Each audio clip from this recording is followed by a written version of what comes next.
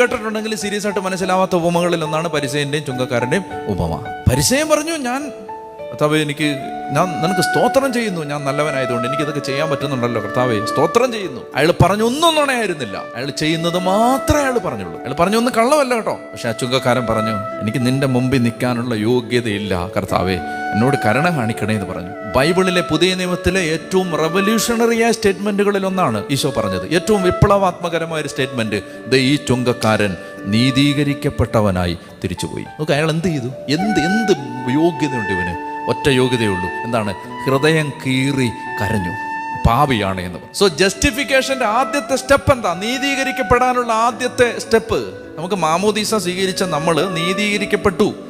ആ നീതീകരിക്കപ്പെട്ടത് ഇന്ന് ലൈവ് ആവണമെങ്കിൽ നമ്മളിൽ എന്തുണ്ടാവണമെന്നറിയാം? റിപ്പൻറ്റൻസ് ഇല്ലാതെ പറ്റില്ല, അനുതാപം ഇല്ലാതെ പറ്റില്ല.